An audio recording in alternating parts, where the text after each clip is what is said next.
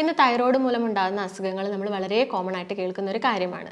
സ്ത്രീകളിലും പുരുഷന്മാരിലും ഒക്കെ കേൾക്കാറുണ്ട്. കുറച്ച് കൂടുതലായിട്ട് നമ്മൾ കേൾക്കുന്നത് സ്ത്രീകളിലാണ്. ടോട്ടൽ കൊളസ്ട്രോൾ കുറവായിരിക്കും, അതുപോലെ തന്നെ നല്ല കൊളസ്ട്രോൾ എന്ന് പറയുന്നത് കൂടുതലായിരിക്കും ഇങ്ങനെയുള്ള ആളുകൾ കാണുന്നത്. പിന്നെ ആർത്തവ സമയത്ത് സ്ത്രീകളിൽ ബ്ലീഡിങ് കൂടുതലായിട്ട് കാണും. അതുപോലെ തന്നെ ഇങ്ങനെയുള്ള ആളുകളിൽ വിശപ്പ് കൂടുതലായിരിക്കും, അവർ കൂടുതലായിട്ട് ഭക്ഷണം കഴിക്കുന്നുണ്ടാവും. ഹൈപ്പോതൈറോയിഡിസത്തിൻ്റെ കേസിൽ തടിയൊക്കെ ഉള്ള ആളുകളാണെങ്കിൽ വ്യായാമം ചെയ്യാൻ ശ്രദ്ധിക്കുക. അതുപോലെ ദിവസം ഒരു 45 മിനിറ്റ്സ് ഒക്കെ വ്യായാമം ചെയ്യുക. അതോടൊപ്പം തന്നെ നന്നായിട്ട് ഉറങ്ങുക. ഇതൊക്കെ ചെയ്യുകയാണെങ്കിൽ നിങ്ങൾക്ക് തൈറോയ്ഡ് മൂലം ഉണ്ടാകുന്ന പ്രശ്നങ്ങൾ ഒരു പരിധിവരെ കുറയ്ക്കാൻ പറ്റുന്നതായിരിക്കും. നമസ്കാരം, ഞാൻ ഡോക്ടർ ഭാഗ്യ, ക്യൂവൺ ഹെൽത്ത് കെയറിലെ ആയുർവേദിക് ഫിസിഷ്യൻ. ഇന്ന് തൈറോയ്ഡ് മൂലമുണ്ടാകുന്ന അസുഖങ്ങൾ നമ്മൾ വളരെ കോമൺ ആയിട്ട് കേൾക്കുന്ന ഒരു കാര്യമാണ്.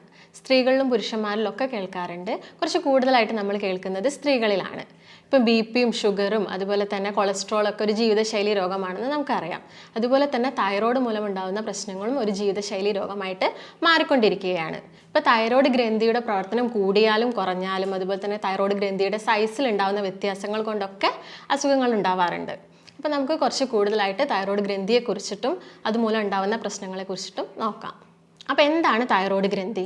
നമ്മുടെ കഴുത്തിൽ മുൻവശത്തായിട്ട് ബട്ടർഫ്ലൈ അഥവാ ചിത്രശലഭത്തിൻ്റെ ആകൃതിയിൽ കാണുന്ന ഗ്രന്ഥികളെയാണ് നമ്മൾ തൈറോയ്ഡ് ഗ്രന്ഥികൾ എന്ന് പറയുന്നത്. ഇവരുടെ പ്രധാന ധർമ്മം എന്ന് പറയുന്നത് ദൈനംദിന ഊർജ്ജ വിനിയോഗമാണ്.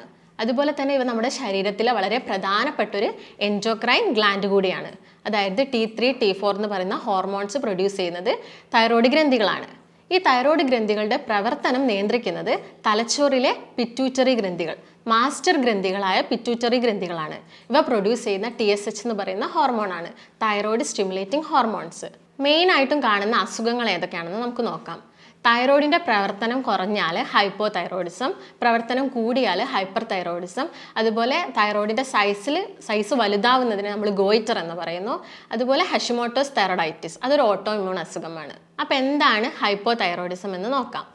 ഹൈപ്പോതൈറോയിഡിസം എന്ന് പറയുന്നത് നമ്മുടെ തൈറോയ്ഡ് ഗ്രന്ഥി പ്രൊഡ്യൂസ് ചെയ്യുന്ന T3, T4 എന്ന ഹോർമോൺസ് കുറച്ചായിരിക്കും പ്രൊഡ്യൂസ് ചെയ്യുന്നത്. അപ്പം നമ്മുടെ മാസ്റ്റർ ഗ്രന്ഥിയിലോട്ട് ഒരു സിഗ്നൽ പോവും, TSH ഹോർമോൺസ് കൂടുതൽ പ്രൊഡ്യൂസ് ചെയ്യും. ഇപ്പം നമ്മൾ ബ്ലഡ് ടെസ്റ്റ് ചെയ്യുന്ന സമയത്ത് T3, T4 ഹോർമോൺസ് കുറവും TSH ഹോർമോൺസ് കൂടുതലുമായിരിക്കും. ഇതാണ് ഹൈപ്പോതൈറോയിഡിസത്തിൽ സംഭവിക്കുന്നത്. അപ്പോൾ എന്തൊക്കെയാണ് ഹൈപ്പോതൈറോയിഡിസം ഉള്ള ഒരു വ്യക്തിയിൽ കാണിക്കുന്ന ലക്ഷണങ്ങളെന്ന് നോക്കാം. ഇങ്ങനെയുള്ള വ്യക്തികളിൽ ശരീരഭാരം കൂടുതലായിരിക്കും, അവർ കഴിക്കുന്ന ഭക്ഷണം കുറവായിരിക്കും, അതുപോലെ കൂടുതൽ കൊഴുപ്പുള്ള ഭക്ഷണങ്ങളൊന്നും കഴിക്കുന്നുണ്ടാവില്ല, പക്ഷെ അവർക്ക് ശരീരഭാരം വളരെ കൂടുതലായിരിക്കും. ഇതുപോലെ തന്നെ അവരിൽ കാണുന്നതാണ് കൊളസ്ട്രോൾ കൂടുതൽ, അതായത് നല്ല കൊളസ്ട്രോൾ കുറവുമായിരിക്കും, ടോട്ടൽ കൊളസ്ട്രോൾ കൂടുതലുമായിരിക്കും. കൊഴുപ്പുള്ള ഭക്ഷണങ്ങളൊന്നും കഴിക്കുന്നില്ല, പക്ഷേ എപ്പോഴും നല്ല കൊളസ്ട്രോൾ കുറവുമായിരിക്കും. ടോട്ടൽ നോക്കുമ്പോഴാണെങ്കിലും അത് എപ്പോഴും എബോവ് 200 ഒക്കെ ആയിരിക്കും ഉണ്ടാവുക. പിന്നെ വേറൊരു കാര്യം എന്ന് പറയുന്നത് അവരുടെ സ്കിന്നിലും ഹെയറിലും ഒക്കെ ഉള്ള വ്യത്യാസങ്ങളാണ്. സ്കിൻ എന്ന് പറയുന്നത് ഭയങ്കര ഡ്രൈ ആയിരിക്കും, അതുപോലെ തന്നെ ഭയങ്കര തൊലിക്കൊക്കെ നല്ല കട്ടി ഉണ്ടാവും. ഹെയർ എന്ന് പറയുമ്പോൾ പെട്ടെന്ന് പൊട്ടിപ്പോവും, കൂടുതലായിട്ട് മുടി കൊഴിച്ചിലൊക്കെ ആളുകളിൽ കാണാറുണ്ട്. പിന്നെയുള്ളൊരു കാര്യമാണ് അവർക്ക് എപ്പോഴും തണുപ്പായിരിക്കും ശരീരത്തിൽ. പുറത്തൊക്കെ നല്ല ചൂടാണെങ്കിലും അവരുടെ ശരീരം എപ്പോഴും ഭയങ്കര കോൾഡായിരിക്കും.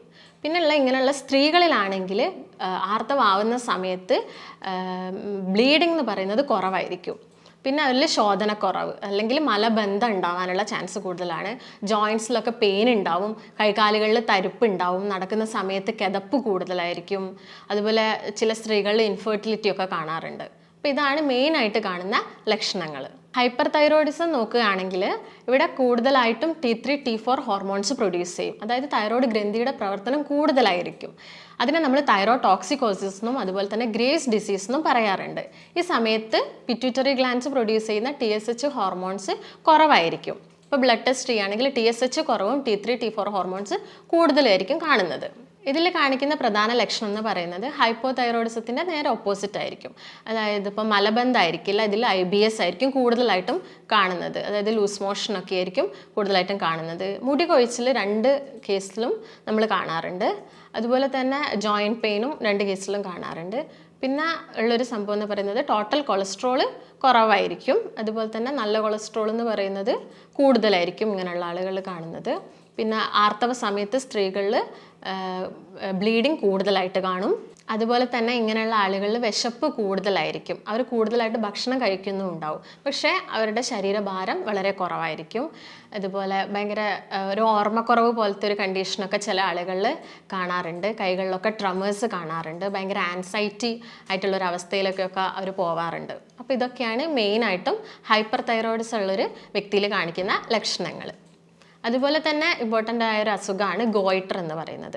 ഗോയിറ്റർ കൂടുതലായിട്ടും സ്ത്രീകളിലാണ് കാണിക്കുന്നത്. ഇതിലെന്താ സംഭവിക്കുന്നതെന്ന് നോക്കാം. നോർമലി നമ്മൾ തൈറോയ്ഡ് ഗ്ലാൻസ് കാണാറില്ല, തൈറോയ്ഡ് ഗ്രന്ഥികൾ നമുക്ക് കാണാൻ പറ്റില്ല. ഇങ്ങനെ ഗോയിറ്റർ ഉള്ള ഒരാളുകളിൽ തൈറോയ്ഡ് ഗ്രന്ഥികളുടെ സൈസ് കൂടും. അപ്പോൾ നമുക്ക് ചിലപ്പം കഴുത്തിൻ്റെ പുറത്തോട്ടൊക്കെ പ്രൊജക്റ്റ് ചെയ്തിരിക്കുന്നത് കാണാൻ പറ്റും. ഇത് മെയിനായിട്ട് 3 തരത്തിലാണുള്ളത്: സിമ്പിൾ, മൾട്ടി നോഡുലാർ, അതുപോലെ തന്നെ നിയോപ്ലാസ്റ്റിക് എന്ന് പറയും.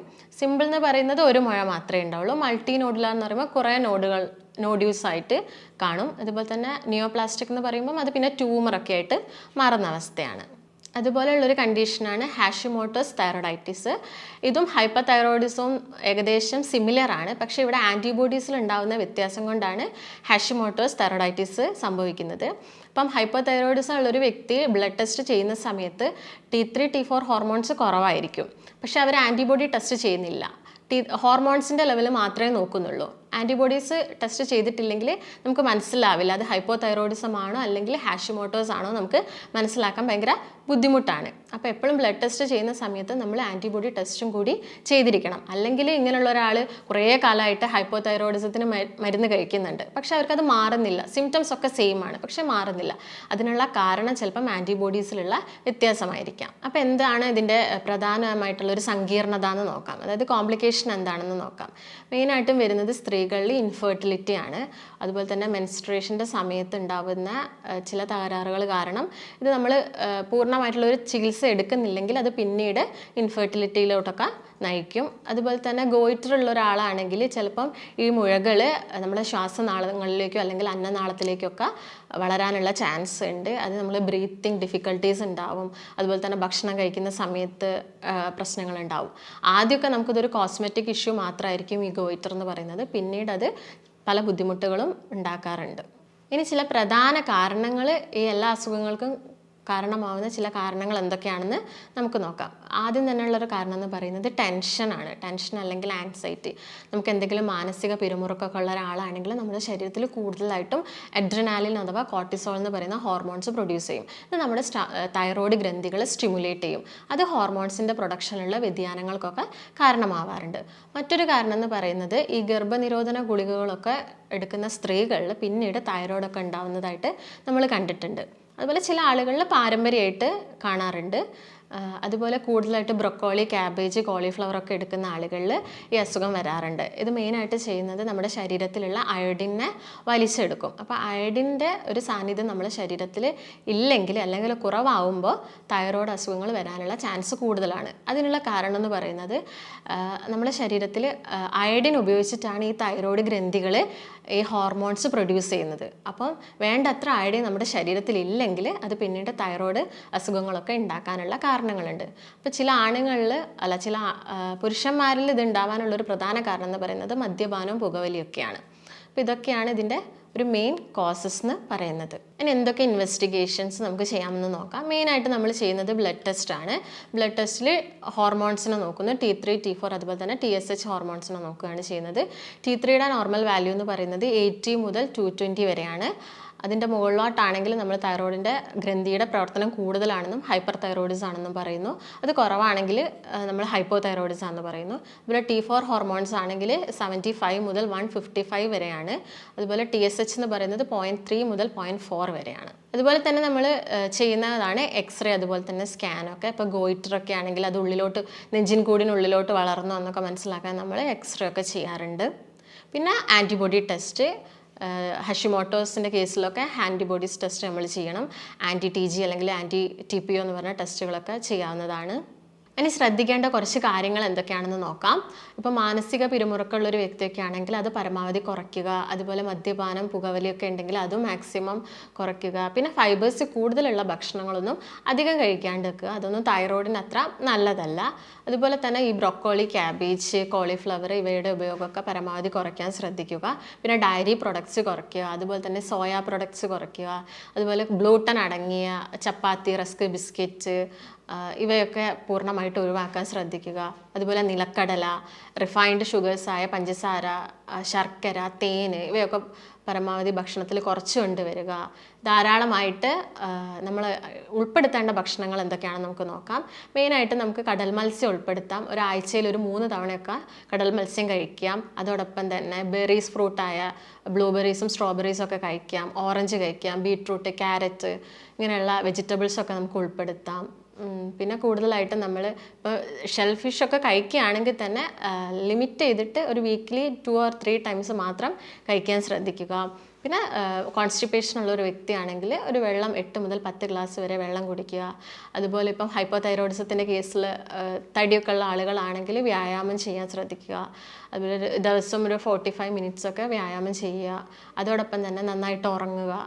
ഇതൊക്കെ ചെയ്യുകയാണെങ്കിൽ നിങ്ങൾക്ക് തൈറോയിഡ് മൂലം ഉണ്ടാകുന്ന പ്രശ്നങ്ങൾ ഒരു പരിധിവരെ കുറയ്ക്കാൻ പറ്റുന്നതായിരിക്കും. അപ്പോൾ ഇത്തരം പ്രശ്നങ്ങളൊക്കെ ആയിട്ട് ഒരാൾ നമ്മുടെ ക്ലിനിക്കിൽ വരികയാണെങ്കിൽ നമ്മൾ പൂർണ്ണമായിട്ട് ആ വ്യക്തിനെ അനാലിസിസ് ചെയ്തിട്ട് വേണ്ട ലാബ് ടെസ്റ്റുകളൊക്കെ നിർദ്ദേശിച്ച് ഒരു ഡയറ്റ് പ്ലാനും കൊടുക്കും. അതോടൊപ്പം തന്നെ ആയുർവേദിക് മെഡിക്കേഷൻസും നൽകുന്നതാണ്. അപ്പോൾ നിങ്ങൾക്ക് എന്തെങ്കിലും സംശയങ്ങളോ കാര്യങ്ങളോ ഉണ്ടെങ്കിൽ താഴെ കാണുന്ന നമ്പറുമായിട്ട് ബന്ധപ്പെടുക. നമുക്ക് മറ്റൊരു നല്ല വീഡിയോ ആയിട്ട് വീണ്ടും കാണാം. നന്ദി.